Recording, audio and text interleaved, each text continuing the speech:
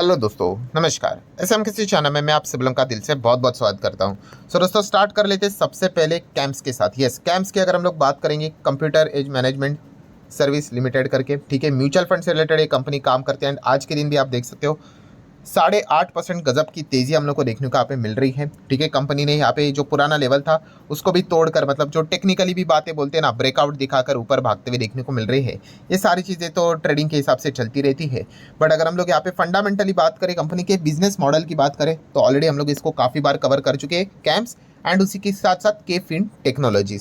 सो ये जो दोनों कंपनीज है वो ऐसा है कि जितना म्यूचुअल फंड इंडस्ट्री बड़ी बनती चली जाएगी, ठीक है, उतना ही इन कंपनीज के भी हम कह सकते हैं नंबर्स अच्छे आने के चांसेस यहाँ पे बढ़ जाते हैं। प्लस उसी के साथ साथ अगर हम लोग यहाँ पे बात करें तो कंपनी के इसी हफ्ते की अगर हम लोग बात करें तो आप देख सकते हो 2 अगस्त को हम लोग को Q1 के नंबर भी देखने को यहाँ पे मिलने वाले हैं। सो डेफिनेटली इसी चीज़ के चलते कंपनी भी फोकस में रहते हुए देखने को यहाँ पे मिलने वाली है। तो आप देख सकते हैं म्यूचुअल फंड इंडस्ट्री का जो टोटल AUM है फिलहाल 61.33 ट्रिलियन और we can say 61.33 lakh crore तक जाते हुए देखने को मिल रहा है। ऑब्वियसली एवरेज AUM की बात करें तो कितना गजब का ये ग्रोथ हम लोग को देखने को मिल चुका है। मैंने इसके पहले भी आपको काफ़ी बार ये बताया, ये पहले था लगभग 5 लाख करोड़ के आसपास, और 5 लाख करोड़ से कितना हो गया देखिए, 60 लाख करोड़ के भी पार, मतलब लगभग 12 गुना से भी ज़्यादा इंडस्ट्री इतनी बड़ी हो गई। तो इन कंपनीज को तो बिजनेस मिलना ही मिलना है।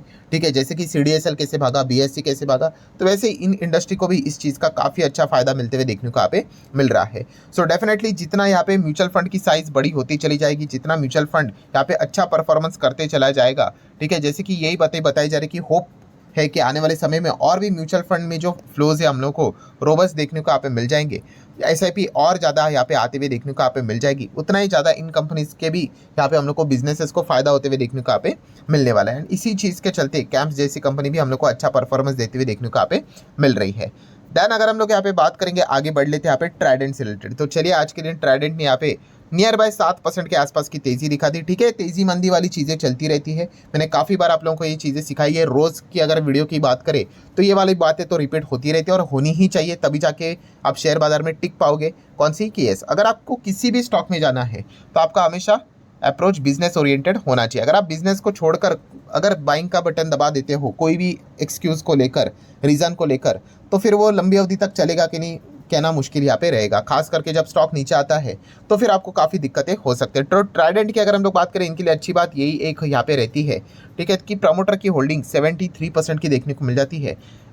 FIS लगभग 2.63% है, DIS तो ज़्यादा है नहीं, बाकी पब्लिक के पास ही होल्डिंग देखने को मिल रही है। मतलब क्या है कि जो लोग सवाल पूछते हैं सर क्या ट्राइडेंट खत्म हो गया, अरे खत्म होना ऐसा थोड़ी ना होता है, बिजनेस करना काफ़ी टफ पार्ट होता है। ठीक है, कैसा होता है कि कंपनी को बिजनेस लगातार यहाँ पे मिलता रहता है। चलो पहले 1 करोड़ है मान लीजिए, फिर 2 करोड़ हो गया, डबल हो गया भाई, फिर 3, 4, 5, 10 ऐसा चलता रहता है। बट जब बिजनेस थोड़ा बड़ा हो जाता है तो उसके बाद कंसिस्टेंसी लाना मुश्किल हो जाती है। एंड थोड़ा सा भी अगर आपका ऑर्डर गिर गया, वापस अगर आप 5-6 करोड़ कमाना स्टार्ट किए, जो कि आप कमा रहे हो, बट प्रॉब्लम क्या हो गया, पहले आप 10 कमाते थे, अभी 5 कमा रहे, तो वापस वही हो गया कि 50% डाउन करके, एंड फिर स्टॉक यहाँ पे नीचे आ जाते हैं। तो ये आपका जिसको बिजनेस की अंडरस्टैंडिंग है ना, उसको ये सारी चीज़ें समझ में आती है, और जो बिजनेस को नहीं देखता है उसको मतलब क्या ही बोले, वीडियो गेम टाइप चीज़ें उनको लगती है कि भाई हाँ ऊपर नीचे ऐसा ही चल रहा है करके।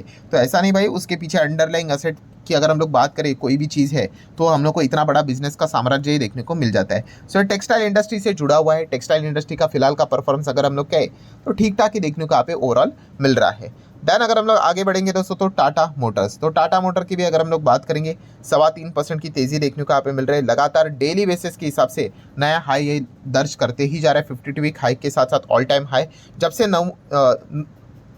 नमूरा की अगर हम लोग रिपोर्ट की बात करें, उन्होंने बाय का कॉल यहाँ पे दिया है, लगातार 5वां दिन यहाँ पे हो चुका है कि टाटा मोटर में हम लोग को बाइंग ही फिलहाल तो देखने को यहाँ पे मिल रही है। सो अगेन सेम चीज़ टाटा मोटर की भी अगर हम लोग बात करें, इनका पूरा भविष्य इलेक्ट्रिक व्हीकल कैसा परफॉर्मेंस देगा इसी के ऊपर यहाँ पे रहने वाला है। टाटा मोटर तो कभी नहीं चाहेगा कि पेट्रोल डीजल जैसी चीज़ें GST के दायरे में आ जाए करके। ठीक है, जो भी EV से रिलेटेड बिजनेस करते हैं वो तो बिल्कुल भी यहाँ पे नहीं चाहेंगे।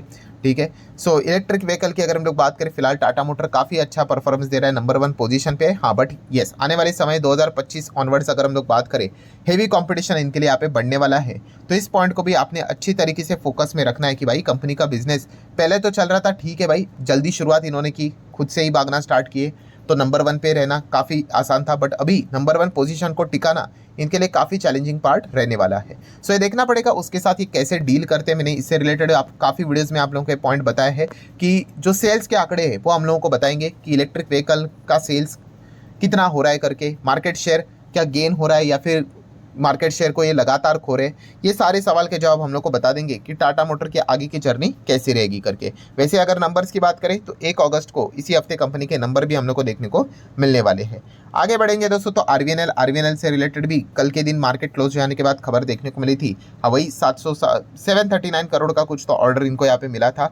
सो नेट तेजी 1.25% की देखने को मिली। शुरुआत काफ़ी अच्छी थी, ओवरऑल 3% प्लस की तेजी देखने को मिल रही थी, तो ठीक है। उसके बाद थोड़ा बहुत करेक्शन यहाँ पे हो गया, ठीक है। एंड इसी चीज़ के चलते अगर हम लोग यहाँ पे बात करें, हाँ ठीक है, यहाँ पे कितना 739 करोड़ का ऑर्डर था।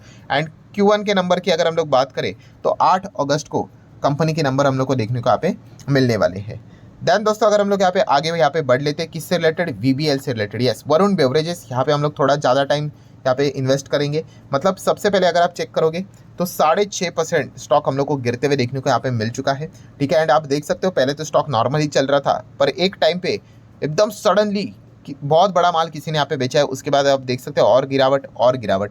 सो यहाँ पे गिरावट हुई है, इसके पीछे एकदम कॉन्क्रीट रीजन अवेलेबल है। मतलब आज के दिन की बात करें, VBL स्टॉक फोकस में रहने वाला था, उसके पीछे 3 मेजर कारण हम लोग को देखने को यहाँ पे मिलने वाले थे। पहला कारण था कंपनी अपने Q1 के नंबर सबके सामने यहाँ पे रखेंगे।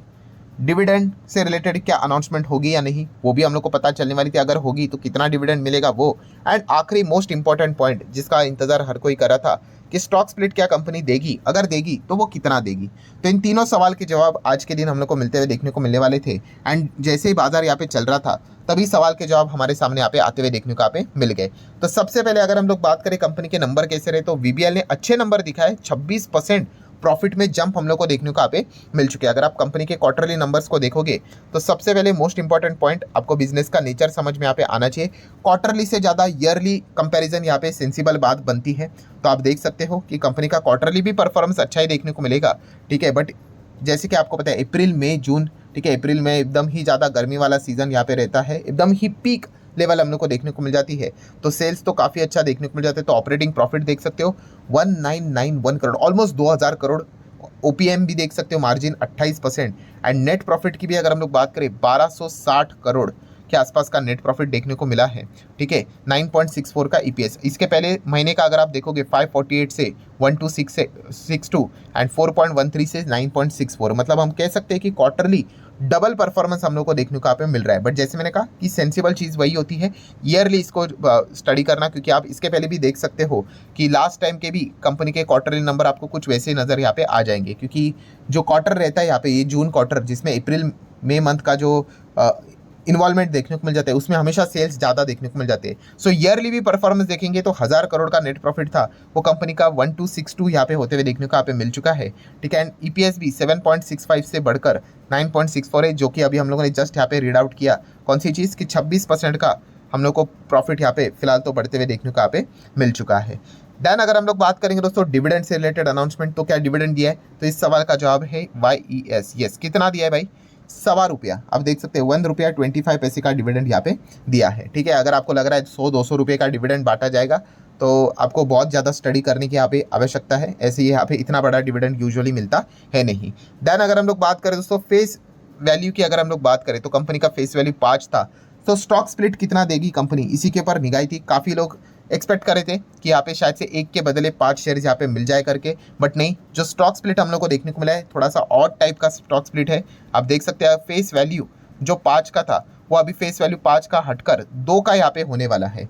यस, सो इसी चीज़ को लेकर बाजार में हम लोग को आज के दिन नाराजगी देखने को यहाँ पे मिल चुकी है। जब भी इस प्रकार का ऑड टाइप का कभी भी बोनस या फिर स्प्लिट आ जाता है ना, तो बाजार में इस प्रकार का रिएक्शन हम लोग को देखने को मिल चुका है। मतलब अगर मैं बात करूँ 5/2, तो यहाँ पे हम कह सकते हैं कि जिसके पास भी यहाँ पे शेयर्स यहाँ पे रहेंगे, 1 शेयर्स रहेंगे, तो उसको कितना 2 शेयर्स तो यहाँ पे पक्का मिलने वाले हैं, ठीक है। अभी बचा क्या, 0.5 बचा। अभी ये 0.5 का ट्रीटमेंट क्या रहेगा, जब इससे रिलेटेड अप्रूवल मिल जाएगा शेयर होल्डर के ओर से, उसके बाद कंपनी की ओर से क्लैरिफिकेशन आएगा कि 0.5 का वो क्या करेंगे।